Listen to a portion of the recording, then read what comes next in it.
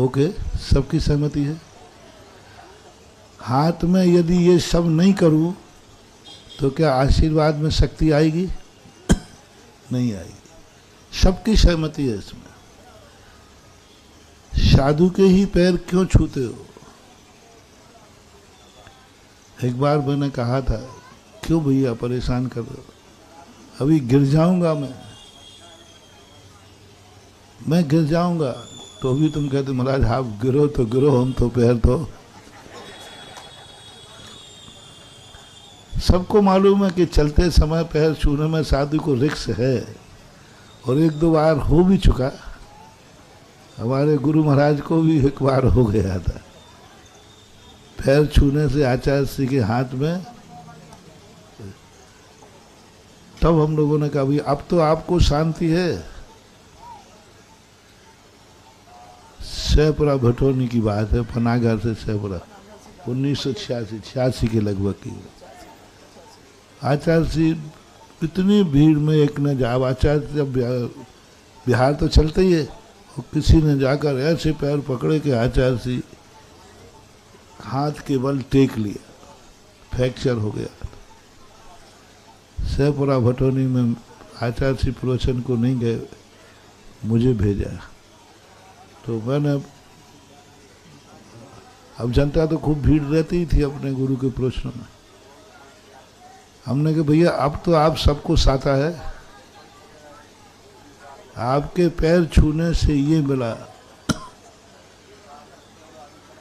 तो बोले महाराज जी दुख तो है, आप लोग बहुत घड़ियाल हाँसू तुम लोगों के बहुत होते हैं। महाराज दुख तो बहुत भारी है कि आचार्य श्री को, और सही भी है, आचार्य श्री का हाथ टूटा तो दुख तो एक एक व्यक्ति की आंख में आंसू था, इसमें कोई संदेह नहीं। और सबने कहा महाराज जी ऐसा मत कहो, आचार्य श्री के हाथ टूटने पर किसको खुशी होगी? हम लोगों को शांति नहीं है, अशांति है। और जिसके कारण टूटा था वो तो इतना रोया, ऐसे नहीं ऊपर से रोया हो, अंदर से रोया। तो मैंने कहा भाई आपको दुख है? बोले महाराज पक्का दुख है। तो मैंने कहा आज से ये नियम ले लो, किसी चलते हुए साधु के पैर एक ने नहीं लिया। और भले आदमी से कहा कि भाई अब तेरे कारण तो आज घटना घटी गई है, तो तू नियम ले ले कि भाई अब जिंदगी में हम कभी चलते हुए साधु का। तो वे कहते महाराज जी इतना कठोर नियम मत दो, ये तो मौका पड़ेगा तो छुए बिना नहीं रहे। किसी ने ये नियम तो लिया ही नहीं। यानी आपकी इच्छा यही रही कि पैर टूटने का, हाथ टूटने का दुख है, लेकिन पैर छूने का जो आनंद है वो नहीं छोड़ सकता है ना। पैर हाथ टूटने का दुख तो है, लेकिन पैर छूने का, और दोनों में जबर से बड़ा कौन हो गया? दोनों में पैर छूने का आनंद भारी पड़ गया, और हाथ टूटने का दुख है लेकिन कम पड़ गया। मैंने कहा भाई क्यों करते हो ऐसा? फिर मैंने कहा कि महाराजों के पैर छूते हो, क्या आप लोगों के पास पैर नहीं है? क्या है इन पैरों में, उन पैरों में?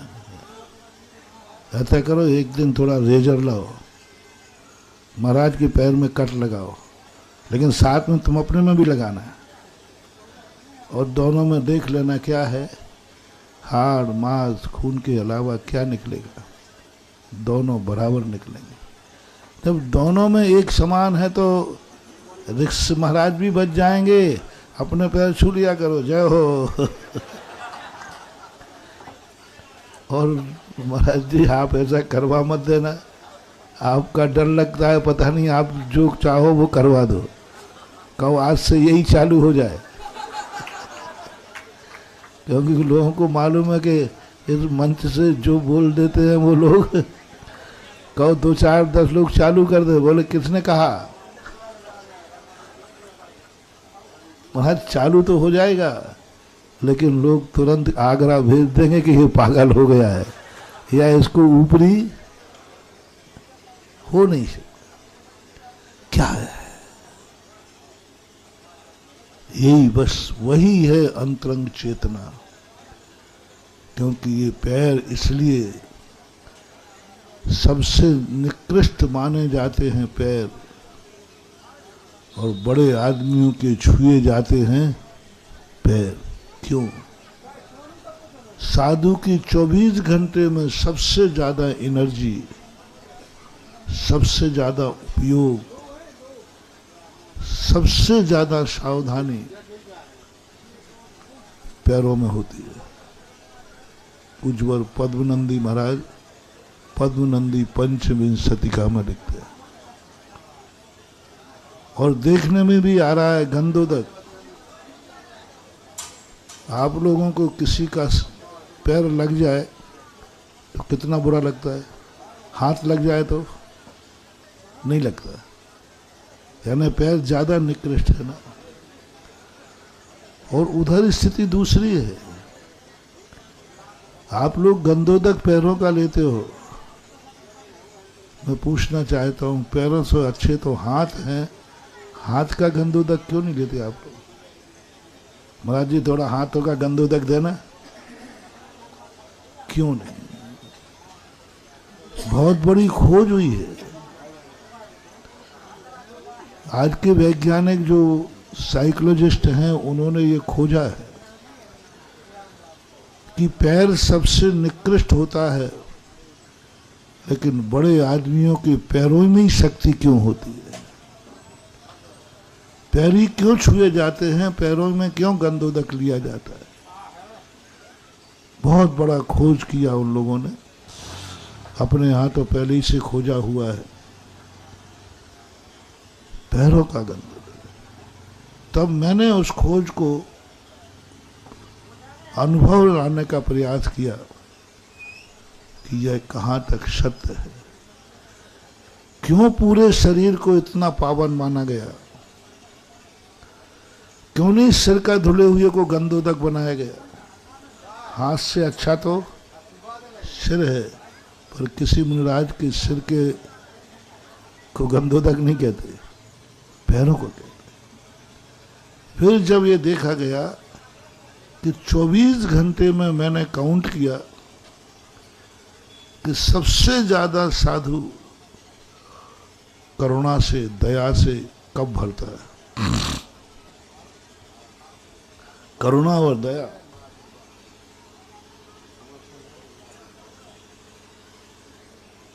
और परोपकार कब भरता है? जब दिमाग काम करता है तब नहीं, तब साधु एकाकी हो जाता है। साधु को दुनिया से कोई लेना देना नहीं है। जब साधु का मस्तिष्क काम करता है, तत्व का चिंतन करता है, उस समय दुनिया मिटे तो मिटे, बने तो बने, उसको अपने चिंतन से मतलब रहता है। वो अपनी आत्मा का ध्यान करता है, कोई मतलब नहीं है। वो अपने आत्म के स्वरूप में स्थिर हो जाता है, अपने संबंध में सोचता है, अपने संबंध का विचार करेगा, एकाकी होने का प्रयास करेगा। कोई मेरा नहीं, मैं किसी का नहीं, इसी का नाम ध्यान है, इसी का नाम सामायिक है, इसी का नाम तत्व चिंतन है। साधु जब जब तत्व चिंतन में जाएगा, दुनिया से बेखबर हो जाएगा, और दुनिया से बेखबर होने का नाम ही सामायिक होती है, कुछ लेना देना नहीं। इसलिए ये मस्तिष्क पवित्र है, महान है, लेकिन तुम्हारे काम का नहीं है। ये मस्तिष्क हमारे काम का है। हमारे लिए सबसे यदि कोई पूछा जाए तो महाराज की पूरी जिंदगी में जो ताकत, शक्ति, एनर्जी, जो इतनी ताकत आती है, विल पावर आता है, वो किससे आता है? दिमाग से आता है। लेकिन तुम्हारे लिए साधु का दिमाग कोई कार्यकारी नहीं। इस दिमाग में जो चिंतन आता है वो भी तुम्हें समझ में आने वाला नहीं, तुम समझ ही नहीं पाओगे। गृहस्थ को वो बात समझ में नहीं आती जो साधु के चिंतन में आती है, क्योंकि वह शुद्ध तत्व का गृहस्थ को अवकाश ही नहीं है। पूज्यवर अमृत चंद सूरी महाराज प्रवचन सार की चारे चूल का मकद, गृहस्थ को अवकाश ही नहीं है, उसको समझ में आएगा ही नहीं। जो ओरिजिनल तत्व चिंतन है साधु का, वो तुम्हारी समझ में आने वाला नहीं है, आएगा भी नहीं।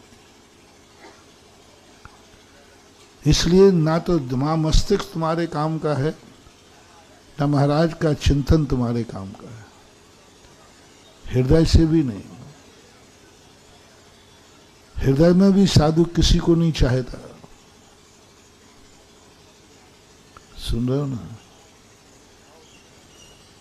तुम कुछ भैया बताओ महाराज जी, आप सागर वालों को हृदय से चाहते हो कि नहीं?